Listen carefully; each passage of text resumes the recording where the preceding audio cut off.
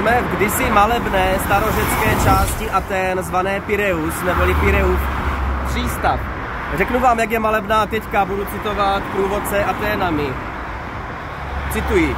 Tlačenice, povyk, houkání klaxonu a zápach z výfuku. Projít se Pireem pokaždé znamená vrhnout se do chaotického dobrodružství. Mohli bychom očekávat špetku romantiky, tu však lze nalézt jen stěží.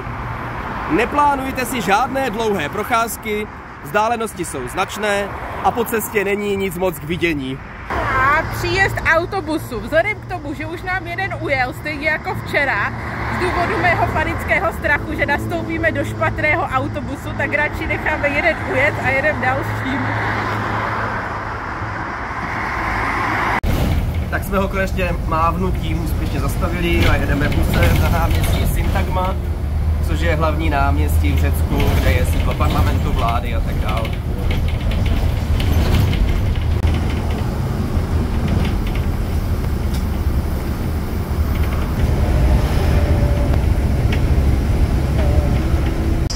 Za mnou se rozkládá park, který má 15 hektarů a je v něm 500 druhů palem a dalších rostlin. Budeme pokračovat směrem k průčelí domu Zapeion a k Hadrianovu oblouku. Tento park nechala postavit manželka Oty I. v roce 1940.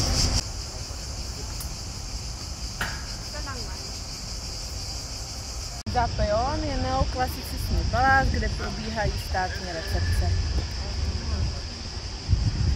Konstantin Zapas žil v době, kdy bylo v módě mít vousy na France Josefa a jeho starší, je bratr filantrop Evangelist Zapas žil v době, kdy frčeli knírek a la Hercule Poirot. Tady na té se kolem mě nachází staré pínské lázně, kterých už byste si dneska ale moc nezaplavali.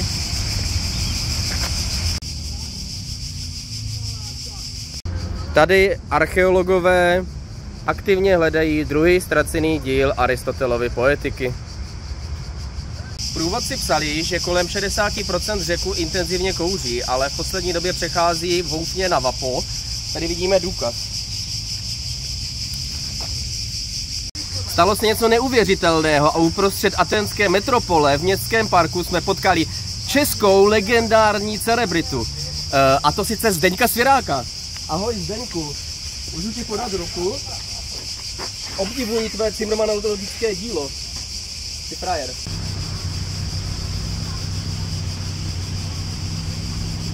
Nacházíme se v prostředku Panatonského stadionu, který se ve své době pojal až 70 000 diváků. Tento stadion byl postaven pro první novodobé olympijské hry, které se konaly v dubnu roku 1896. Nyní tento stadion slouží pro běžce, který dobíhají maratonský běh, vybíhající z maratonu, který je vzdálený 42 km od Athén. Tady nám jeden maratonský běžec dobíhá svůj závod. Jak se cítíte, pane, po svém velkém výkonu? To bylo nejhorších 42 metrů v mém životě.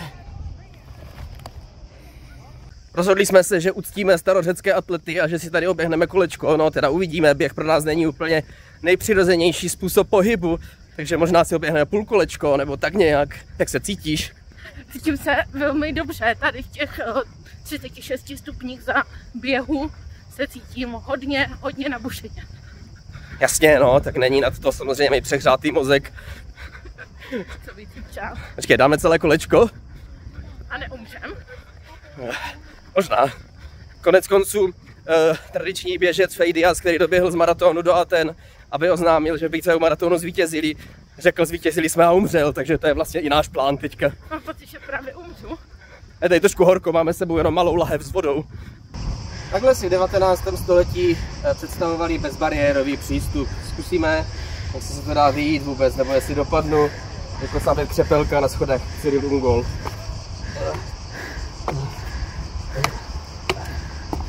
Dobrý. Od té doby, co jsme běželi našich slavných 200 metrů, mám pocit, že umřu a že mi nohy zhoří od spoda. Ale jak vidíte, schladit se ve stínu jaksi není možné. vidíme kopec, na kterém je slavná Akropole, což bylo středisko starověkého slavného města Athén. Tam se chystáme večer, kdy bude, předpokládám, úplně stejné horko jako teď. Ten chrám, který vidíme, se jmenuje Parthenon, což je vlastně jedno z přízvísek bohyně Athény. Parthenos znamená panenská, takže tam půjdeme za nějakou dobu a já tady teď někomu asi stojím na místě. A tam, přesně naproti nás, vy to nemůžete vidět, se nějací šupáci chladí ve stínu. Tady zase vidíme schody pro invalidy, protože člověk po nich sejde a je vysoká šance, že z něho bude invalida.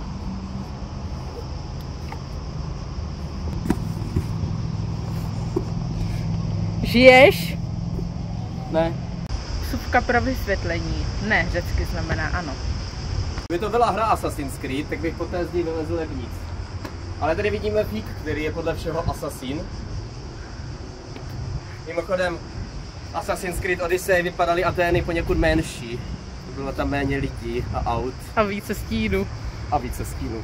Aby to nevypadalo, že mluvíme pořád jenom negativně, tak musím říct, že Athény mě docela překvapily tím, jak jsou to vlastně čisté a když pominu tu šílenou dopravu, tak poklidné město. A ve kterém vlastně je docela klid. Akorát vám teďka ukážeme jednu velkou zajímavost, kterou jsem ještě v žádném jiném místě neviděl. Akorát se mohutným skokem přesunu k silnici. Tady to je. Naprosto neviditelné přechody. Že je tady spousta zeleně a zelená, rychle. Kdybyste někde našli Floppyho, můžete si vydělat až 500 €. A už to jede, zkuste si teď přejít. Hledáme chrám Artemis, což je samozřejmě bohyně lovu. A správný lovec se musí umět skrývat, takže nemůžeme ten chrám najít. Každopádně tady malebné. Až tady skončíme, až ten chrám najdeme teda, tak se vydáme do vyhlášené čtvrti Plaka, která je proslulá svými bludištěmi malebných uliček.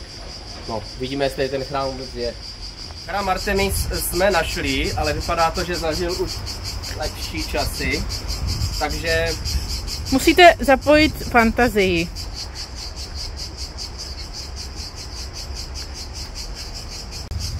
Každopádně kvůli těmto pár kamenům, které tvoří půdory z původního Artemidina chrámu, jsme riskovali život na dvou velmi nebezpečných řeckých silnicích. A je to taková památka ne příliš komerční, opravdu pro fajnšmekry.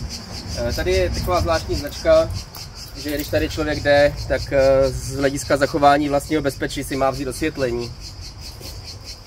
Samozřejmě tematické k Artemidinu chrámu.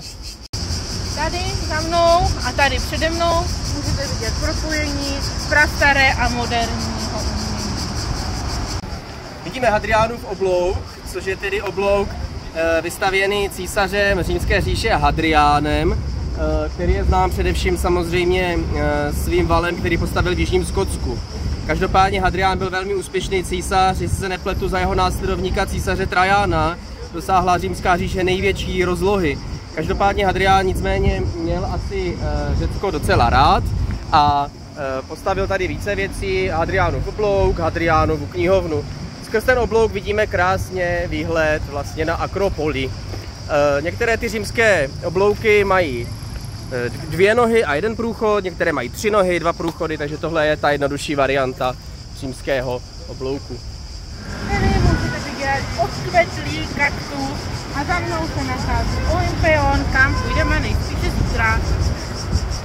Byli jsme tady v obchodě s tričkama, chtěl jsem se podívat, jestli nemají triko s tradičním symbolem starověkých Athén, což byla sovička, která kouká dopředu a má velké oči, což byla vlastně zároveň měna ve starých Athénách, sova. Proto se říká nosicovi do Athén, protože v Athénách jako kdyby bylo hodně sov, byl to symbol vlastně bohyně Athény. Každopádně mají tady zajímavé, že tady mají více triček s možná populárnější Spartou díky slavnému filmu. Včetně třeba triček s nápisem Molon Labe,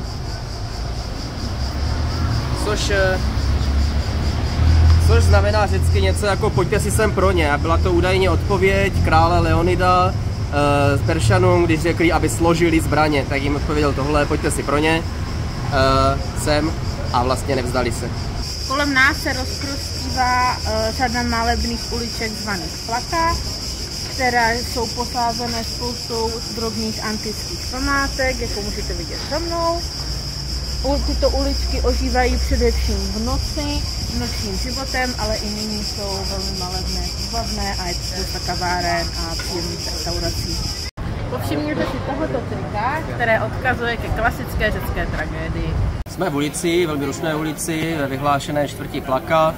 Tahle ulice je takovým, řekl bych, takovou alternativou pařížského Moulin Rouge, ostravské Stodolní, nebo v Brně, nevím, k čemu to přirovnat Brně. Brně je každá ulice skoro taková. Každopádně si dáme pro začátek, než se najíme tradiční řecké úzo. Takže na zdraví. Jak ti chutnají caciky? Dobré. Moc dobré.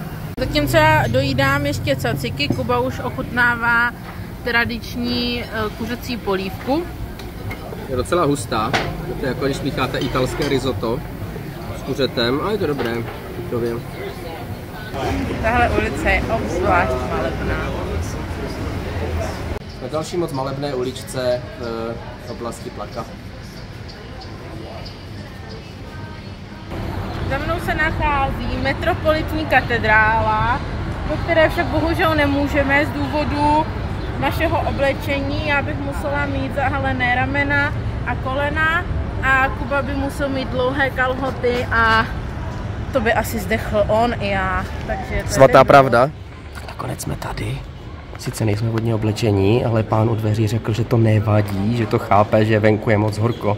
Takže jsme se odvážili, že jsme tady i nevhodně oblečení, i když jsem se sám přiznal u dveří, že teda nemáme úplně ten správný oděv. Je to tu moc hezké.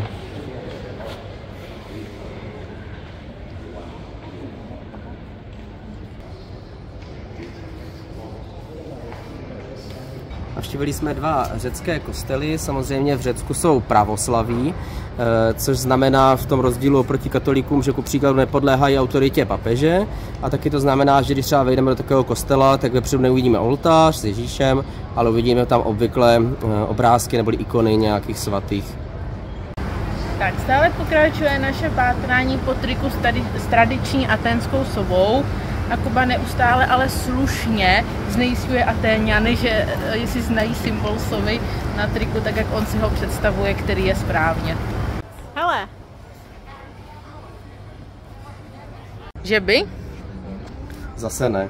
A navíc tady prodávají strašnou spoustu triček Sparta. Dovedete si představit, že by v Praze prodávali 1 000 000 triček Brno? To bylo samozřejmě zajímavé. Za námi se nachází konečně Akropole, která měla největší rozkvet v době Periklovy a jak vidíte, vše za mnou je z doby Periklovy. Tenhle keř, tenhle plot, tenhle strom, dokonce i tenhle koš pochází z doby Periklovy. V řadě na Akropoli, ale naštěstí už máme lístky, protože jinak bychom museli stát tam v té o dost pomalejší řadě. Za námi jsou pozůstatky klasického řeckého divadla, v tomto případě Dionysova divadla, přesně tzv. Amfiteátr, který se údajně vyznačoval skvělou akustikou. Tam vidíme jeřáby, vlastně staří Řekové používali jeřáby, i když ne zrovna takovéhle, aby zakomponovali do svých divadelních her Deus ex machina, to znamená třeba, že nějaký bůh, jako třeba Aténa, mohla přiletět na nějaké kladce. Máme tady hezký výhled na Atény, ještě nejsme úplně nahoře, ale myslím si, že je to i tak hezké. Malebné. Ano, malebné bylo dneska slovo použité hodněkrát.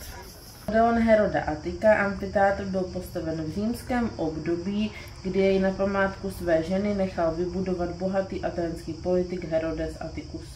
Za mnou můžete vidět hradby, které pochází z 5. století před naším letopočtem a pod námi je vidět troglodycké obydlí, ve kterém byl vězněn Sokrates.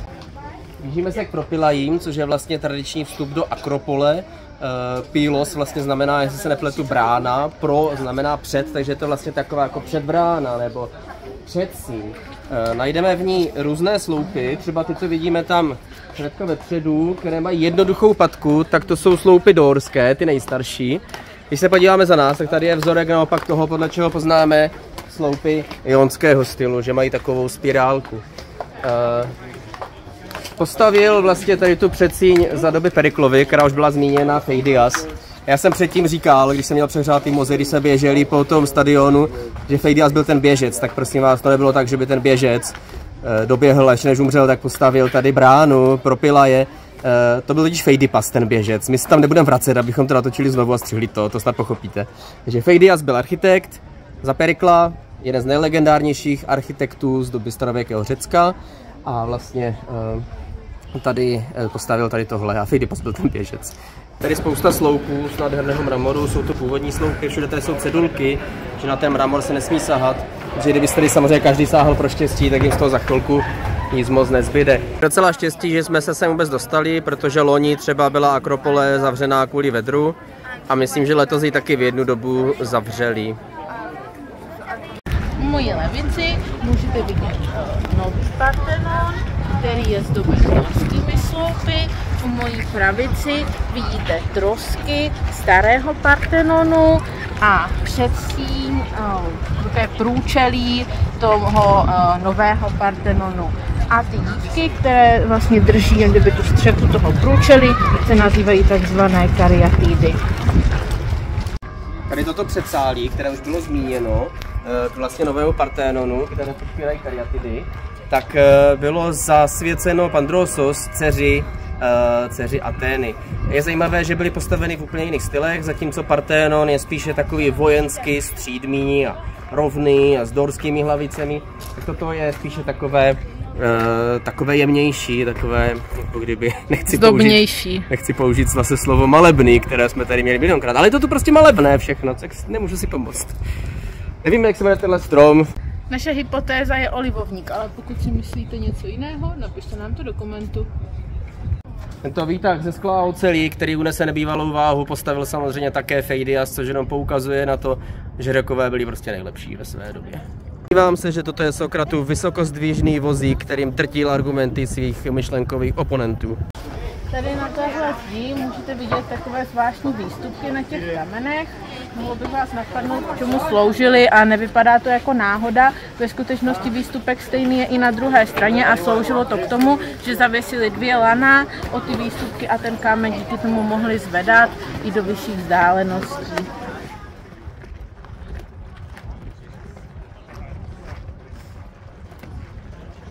Tady jsou vlaky, tady jsou vlaky metru.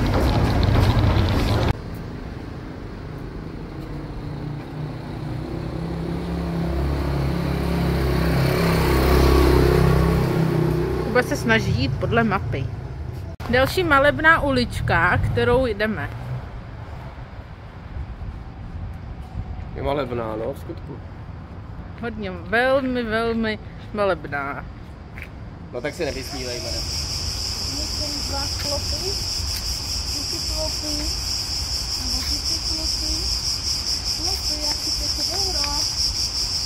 No, 500 euro.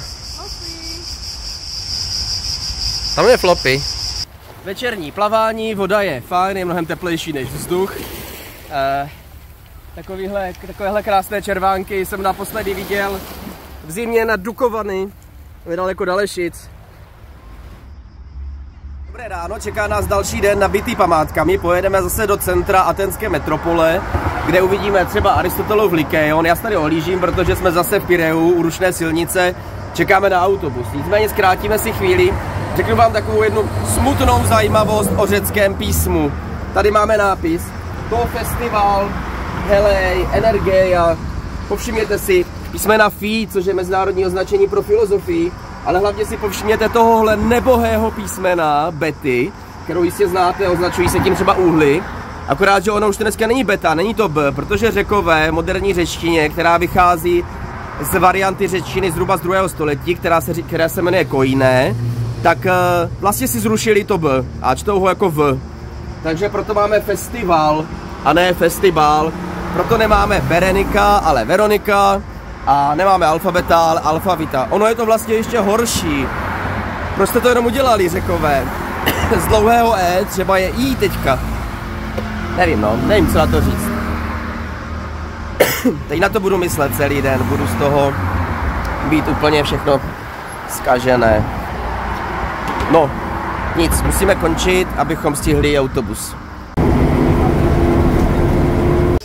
Za mnou se kromě želvolendu nachází taktéž Aristotelovy brýle někde v v hlubinách.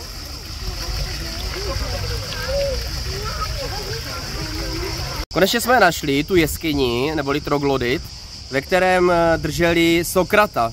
Nyní je z toho příbytek pro zvířata, takže tady vlastně byl držen Sokrates před svým slavným soudem. Co tam žije teď? Otázka. Kromě želv jsme našli i kachničky. Ne tyhle kachničky, tady jsou kachničky a jiní vrubozobí ptáci. Ahoj husy.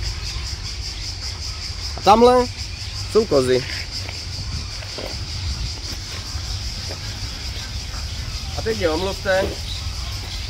Dneska jsem si vzal kachničkové tričko, takže lezu za svými. Tak si mě tu vyzvedni, jo? Abych tě tam našla. No tak neboj, tady budu zobat. Jak se ti sedí na hlavici Jonského sloupu? No, mnohem pohodlněji než na hlavici Dorského sloupu. Došli jsme ke studni, která dřív rozváděla vodu po celý scénář. Došli jsme k Lykeionu, neboli slavné Aristotelově škole. Kdybyste si chtěli podat přihlášku, tak můžete za mnou vidět, že už to není možné, škola už není v provozu, zbyly z ní pouze ruiny, pouze půdorys.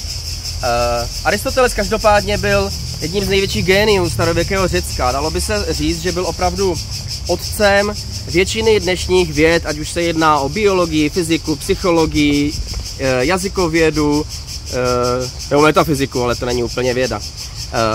Aristoteles ale nebyl moc oblíbený v Aténách. Nebyl oblíbený protože vlastně sloužil na dvoře Alexandra Makedonského a ti Makedonci, kteří ovládli většinu Řecka, Perzie a dostali se až do Indie, byli v té době vnímáni jako okupanti vlastně. I když to byli taky v zásadě, dalo by se říct Řekové, byla to taky řecká kultura, ale byli v Aténách vnímáni jako okupanti.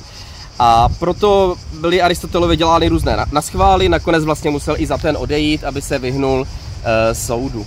Každopádně Aristoteles se po smrti Alexandra Makedonského vrátil do Athén a očekával, že po Platónovi, protože to byl jeho nejslavnější, nejnadanější, nejlepší žák, očekával, že převezme jeho slavnou školu akademii. Bohužel starý Platón z nějakého důvodu předal tu akademii jinému svému žákovi. Takže zklamaný Aristoteles založil právě Lykeion.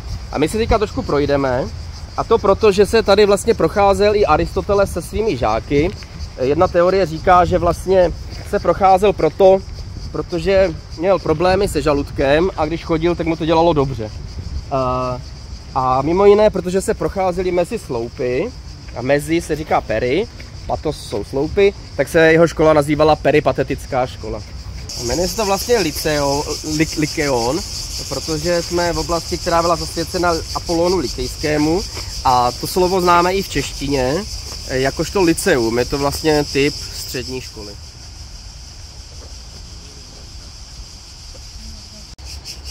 Další podobné slovo jako lyceum, které máme v češtině, je gymnázium, také typ střední školy a vychází to ze starořeckého gymnázion a to vlastně ten Aristoteles měl tady taky, protože gymnázion znamenalo vlastně tělocvičnu nebo venkovní tělocvičnu. Byla to vlastně prostor, ve kterém se především cvičili mladí hoši i teda dívky v lehké atletice, v různých sportech, tužili prostě svá těla. Takže od toho máme gymnázia. I když už se trošku to odchýlilo od toho původního významu, že tam šlo opravdu o tělocvik především. Archeologové zde přišli i na to, že Aristoteles ve své škole dbal nade vše na bezpečnost. Takže tady vidíme pyros bez ras, neboli hasicí přístroj původní aténský. Je zajímavé, že vykopávky tady začaly až v roce 2014 a stále probíhají. No tak uvidíme, co najdou, třeba ten druhý díl Poetiky.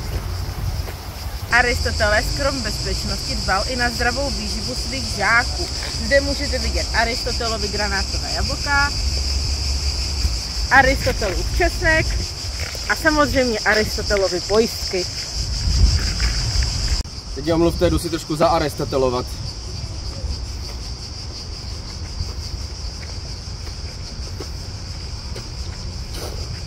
Soucno,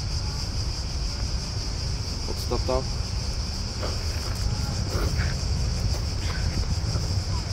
kategorie, pojistky.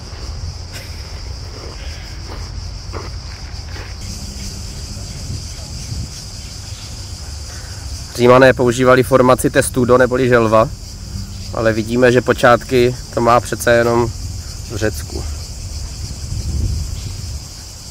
Ale želva touží po svobodě. Celým Řeckem nás provází nejen zvuk cikád, ale tady v korunách hnízdí také zelení papoušci, kteří nás obohacují o svůj krásný křek. Objevili jsme další želvý ostrůvek.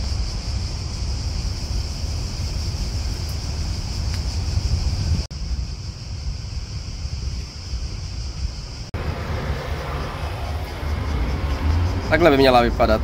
Tady no konečně. Ještě jedna. A teď ještě najít triko.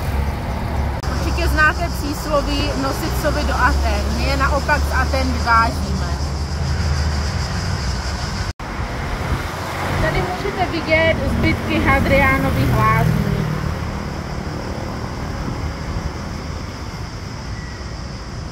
Olympion je chrám, který byl v tehdejší době největší v Aténách. Začal se stavět 6. století před naším letopočtem a jeho výstavba trvala 6 století. Chrám se skládal ze 104 korínských sloupů. V dnešní době už je zachovaných pouze 14 stojících a jeden spadený, který spadl při zemětřesení v 19. století. Chrám byl dostaven císařem Hadriánem, kterému byl taky chrám zasvěcen spolu s Diem. Můžete vidět, že z chrámu toho už moc nezbylo, protože mramor, který se postupně odlumoval při zemětřesení, byl využit na jiné stavby v Aténách.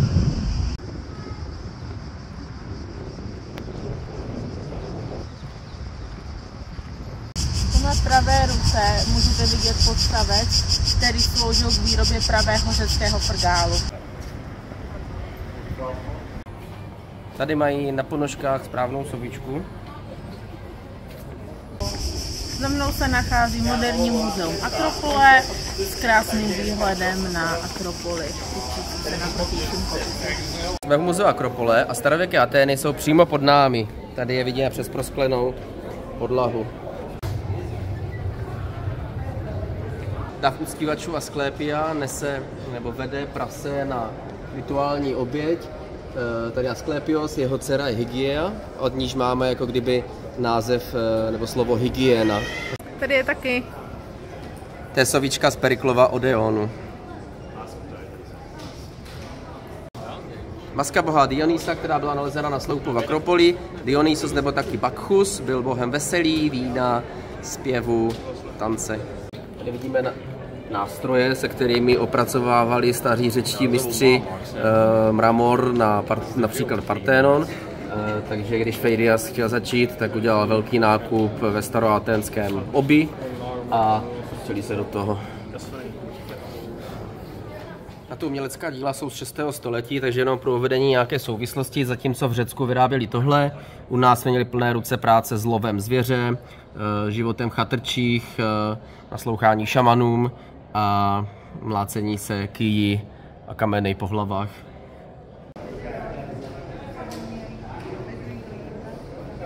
Tady vidíme hologram Atény, bohyně Aténa, patronka města Aten.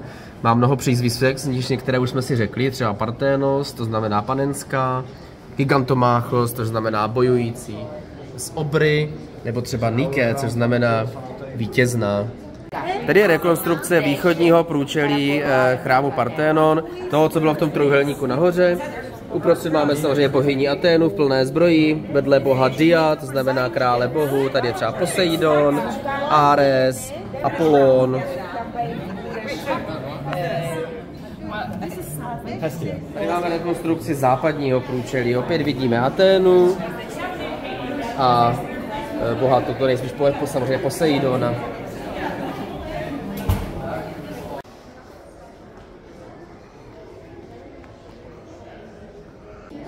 Torzo patřící bohyni Seléne, což znamená měsíc.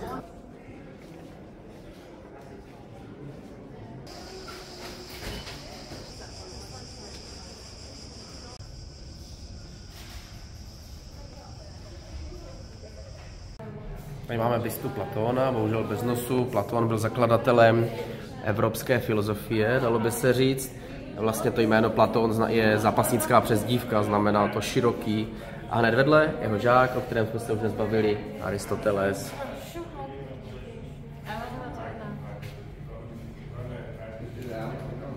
Za mnou můžete vidět Odeon Heroda Attika, u kterého jsme byli včera, akorát ze zadní strany.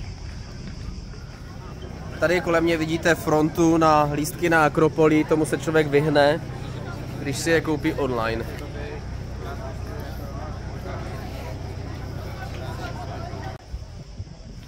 Jsme na Areopágu, neboli vrcholku zasvěceném bohu Areovi.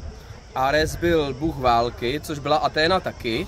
Akorát, že Ares mimochodem klouže to tady to kamení, jo? Když tady pojedete bacha, tak kluské kamení.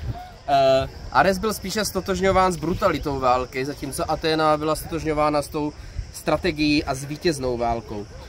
Každopádně ten kopec je významný tím, že tady vlastně byla jakási první rada starších, jakási první vláda města Atén na Areopágu.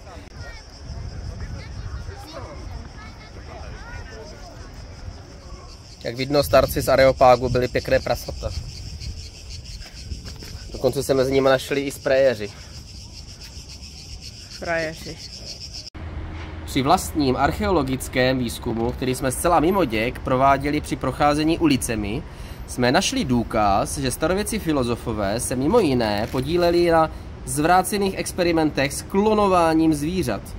Snažili se vytvořit kočkopsa.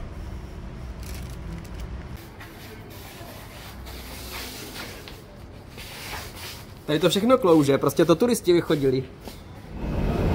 Po opravdu horkém dní jsme ve velmi horkém autobuse, ale kterém je vydýchaný vzduch, a aby to nebylo málo, tak se opírám o motor, který krásně hřeje. Právě se chystáme přejít koleje pro Šalinu, potom je taková highway pro cyklisty a pak už je pláž. A to proto, že dneska nebudeme točit žádné vlogy, dneska bude odpočinkový den.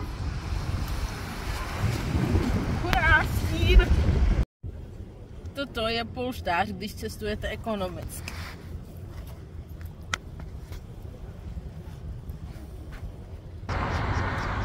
Jsme zase na náměstí Syntagma a určitě za mnou vidíte spoustu lidí, kteří na něco čekají. My už jsme tady totiž viděli výměnu stráží, ale dneska je neděle, 11 hodin a my jsme to stihli tady dojít i za tu krutou cenu, že jsme si museli přistat a uvidíme dneska jako kdyby takovou lepší výměnu stráží, která je doprovázena mnohem větší parádou a show a proto je tady tolik lidí.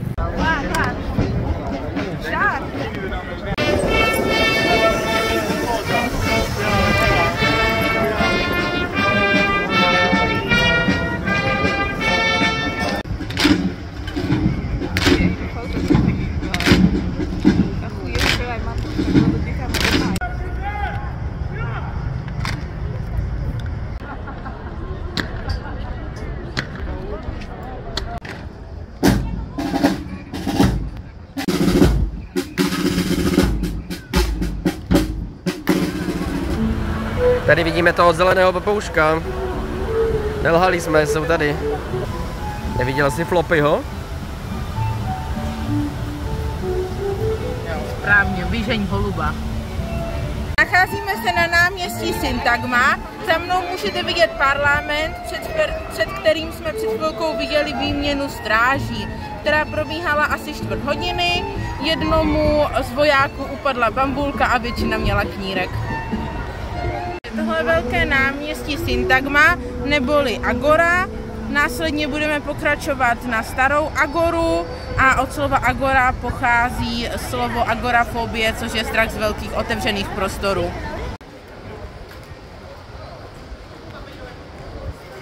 I přes hrozné horko a sucho zde roste pár hřibů. Pro změnu tady máme další malebnou uličku. Jsme u věže větru, zajímavého útvaru, který má vlastně 8 stěn, takže je to oktagon. Akorát na rozdíl od soudobého oktagonu, tady se nemlátili chlapi do hlavy, ale mělo to ten smysl, že to vzdává vlastně ta věž hold řeckým bohům větru. Například Zefírovi, což je bůh západního větru, anebo je tam vyobrazen taky Boreas, což je bůh severního větru. Za námi je římská agora. což by se vlastně latinsky řeklo fórum. A máme tady normálně vstupenky, takže chtěli jsme tady jít, ale zrovna jsme našli papír, že dnes v neděli tady probíhá stávka, takže je to proto dočasně uzavřené veřejnosti. Jsme nemohli tušit, no.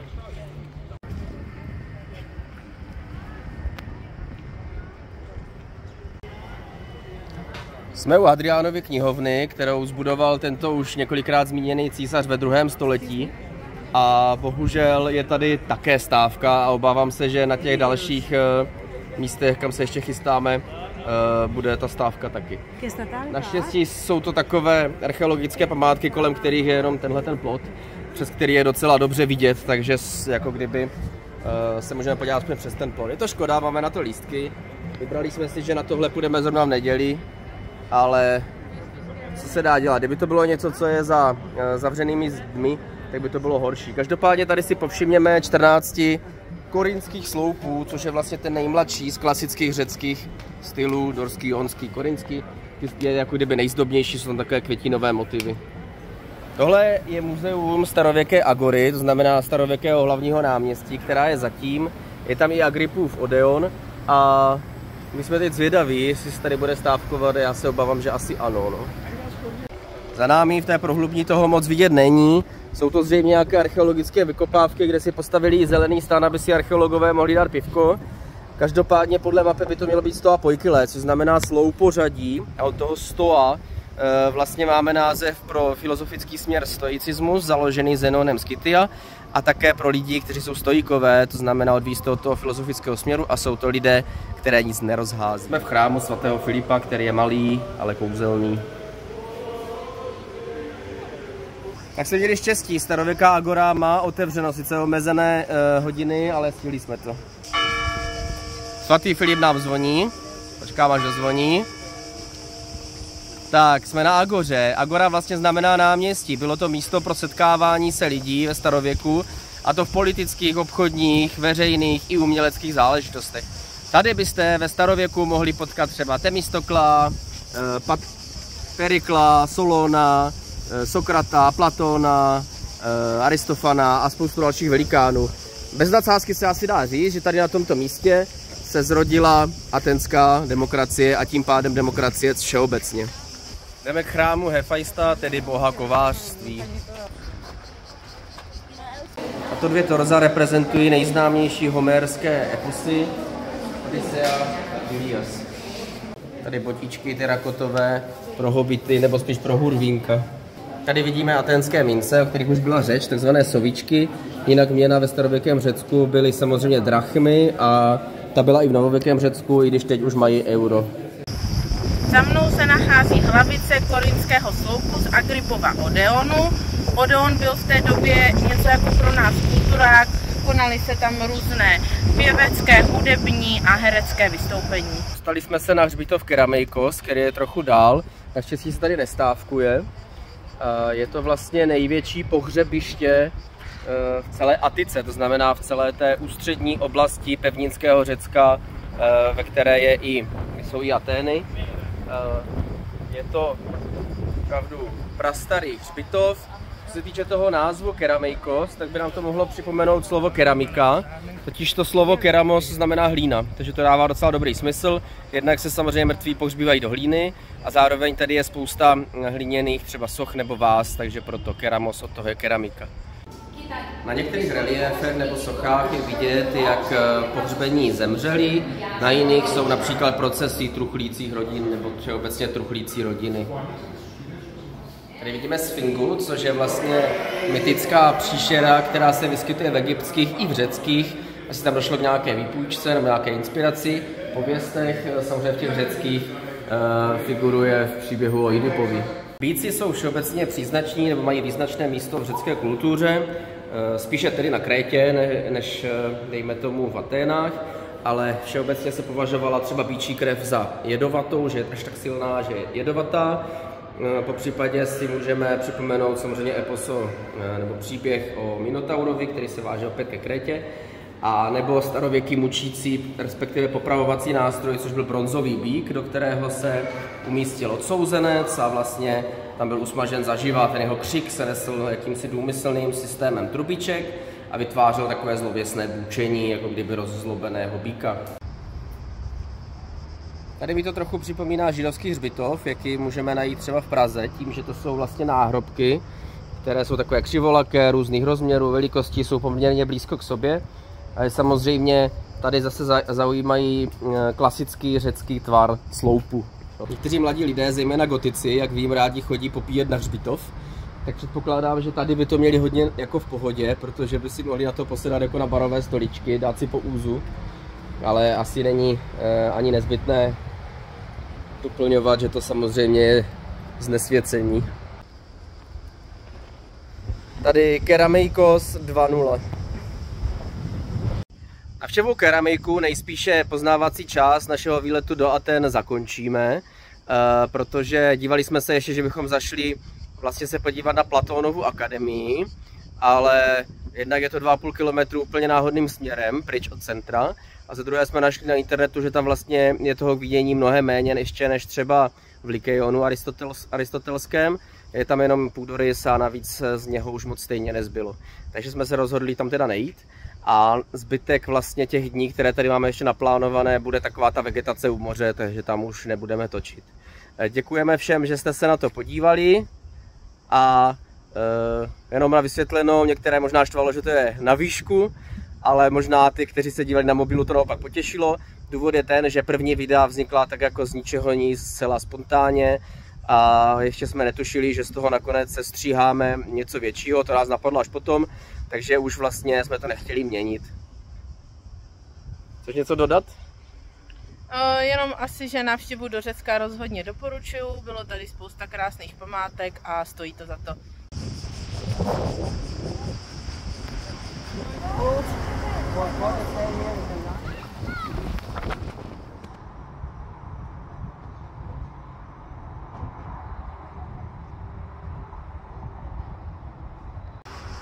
Máme tady ještě takový malý epilog, totiž kousek od Aten bude někde u maratonu, to znamená z logiky věci bych řekl, že to bude 42 km a nějaké drobné.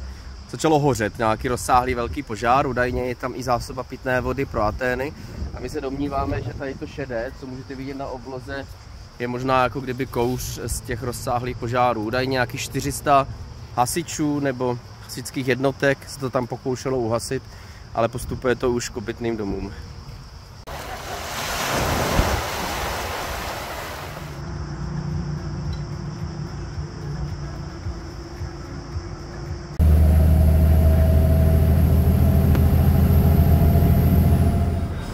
Jedno frappé, prosím, alias levná varianta pro chudé, kteří se bojí jít z letiště.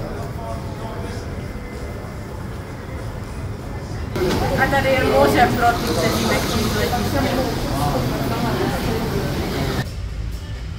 Všechny ty letadla parkují předkem, což mi přijde nezodpovědné, abych to zacouval. Tak naštěstí nemusí parkovat ani do řady, ani podélně. To je pravda. A necouvají do vozovky, takže vlastně v pořádku. Epilog číslo 2. Nakonec to nebylo tak hrozné s těmi požáry. Vlastně my jsme byli v tom Pireu na pobřeží, takže nás to moc nezasáhlo. Ty ohně byly hlavně na sever od Aten. V médiích to trošku zdramatizovali, viděli jsme titulky jako Atény se dusí v kouři. Nám to tak úplně nepřišlo, ale samozřejmě ta situace byla asi vážná. Zasahovala tam nakonec, myslím, 700 hasičů, dokonce tam jela pomoc i z Česka. Jinak koupání, jak hodnotíš moře? Moře hodnotím moc fajn, teplé, příjemné pláže, až teda na nějaké rušiče se šílenýma reprákama, kteří si myslí, že to je pro všechny příjemné, tak to bylo moc dobrý. Když máte na člověk. Abych to vysvětlil, přišel v jednu chvíli si předevčírem na pláž takový chlapík v modrých plavečkách, znepokojivě malých, a měl s sebou obrovský reproduktor, ze kterého začal pouštět písničky a nic jiného nedělal. Seděl vedle toho reproduktoru a byl strašně spokojený, že dělá DJ celé pláži prostě. A potom záhada. Včera asi v 1 ráno se začínaly podobné písničky ozývat z ulice, takže předpokládáme, že ten znepokojivý muž s modrýma plavečkama tam byl někde v křoví a spouštěl ze svého reproduktoru, lákal tam asi na nějaké oběti potenciální, možná to byl sériový vrah, já nevím. Vždycky to pouštěl tak 10 vteřin a pak to zase vypil a za 5 minut znova. Jinak naprosto průzračná voda, akorát mě tam šikanovaly takové rybky, takové malé štičky, které mě pořád kousaly, ale samozřejmě dalo se jim uplavat, no byly hlavně na mělčině. Že jo? A šli hlavně po tobě. Jo, no po mně šli, no to je pravda. Po mně šli jenom když byl blízko. Ale po mně zase nejdou komáři a klíšťata, no, takže to je asi fér. Jinak Atény je nádherné, je to obrovské město, nedokázali jsme přesně určit, kolik má obyvatel, protože jsme teď někde viděli, že snad 5 milionů a teď jsme našli na internetu zase, že 3 miliony. Každopádně asi záleží, jestli se bere jenom jako to město samotné, anebo ta metropolitní oblast. Každopádně je velikosti srovnatelné, dejme tomu, s Bruselem. No a samozřejmě myslím, že jsme viděli jako ty nejdůležitější věci. Určitě by šlo toho naplánovat ještě víc, těch památek tam je hodně. Kromě té akademie, do které jsme nakonec nešli, tak ještě třeba kopec Pnyx nebo Alej Mus, ale myslím si, že to hlavní jsme pokryli. Bylo to fajn. Tak je to spousta muzeí, kdyby člověk chtěl, tak by tady mohl chodit jenom týden po těch muzeích a nenudil by se. Ale my jsme viděli to hlavní, muzeum Akropoly nám úplně stačilo. Těch muzeí je hodně. Vlastně jediné muzeum, za které jsme museli navíc platit, bylo muzeum Akropole. Všechny ostatní byly vlastně v ceně takového toho sdruženého lístku, což teda, pokud byste jeli do Aten, tak to doporučujeme pořídit si ten sdružený lístek. Není úplně asi třeba pořizovat si sdružený lístek včetně městské dopravy, protože ta městská doprava je de facto extrémně levná, protože za 4 eura si můžete koupit na 5 dní jezdění po Aténách, jak se vám zlíbí. Za 4 pro jednoho, ne? Za 8 na 5 dnů. Pro jednoho? Ano. Aha, to se taky dá, ne? Zvládnout. No. Tak to je asi všechno. Tak na zdraví. vidíte, že nemáme napsaný scénář, že to opravdu všechna ta videa byla improvizace. Pokud tam jsou nějaké faktografické přeřeky, tak za to se samozřejmě omlouváme. A jinak doporučujeme, je dobré vědět, že Řecko není jenom, že letíte na nějaký Rhodos, ostrov a že to není jenom to koupání, ale hlavně je to opravdu kolébka evropské civilizace, takže je fajn vidět, jako kdyby ty počátky, vidět ty památky a ono se to vždycky dá udělat půl na půl, že jo, památky a potom si člověk odpočíne u moře a tak. Tak na Řecko. Na Řecko. A na nás. A na vás. A na vás. Ahoj. Neboli řecky Jasas. Jasas.